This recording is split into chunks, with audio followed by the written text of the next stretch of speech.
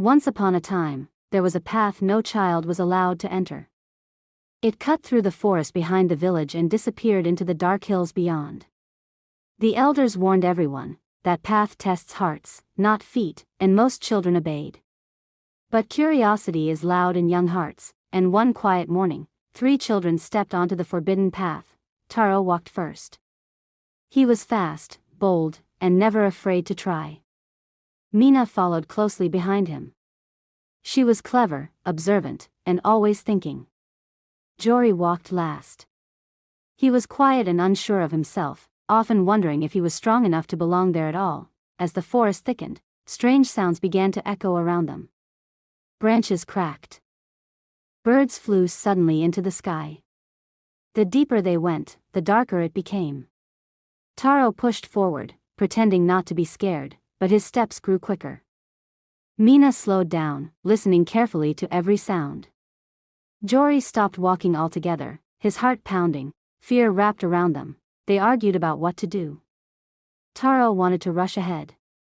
Mina wanted to turn back. Jori said nothing at first, then finally whispered that they should stay close. When they walked together, the forest seemed less frightening, and their footsteps sounded stronger.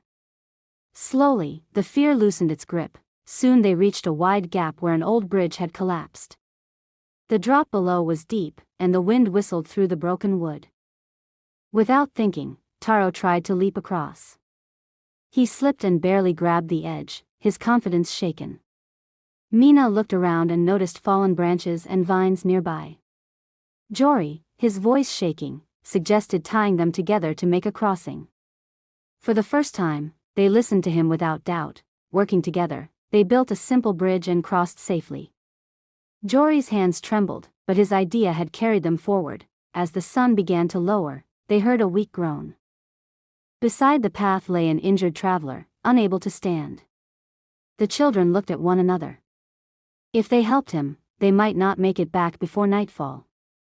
If they left him, their journey would be easier. After a long silence, they chose to stay. They cleaned his wounds, shared their food, and waited until he could walk again. When they finally looked up, the traveler was gone.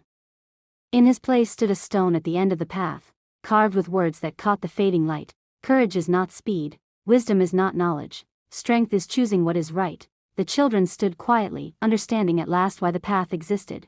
When they returned to the village, tired and changed, the elders listened without anger. They saw the difference in the children's eyes and nodded. The forbidden path had not tested how far they could go. It had tested who they were becoming.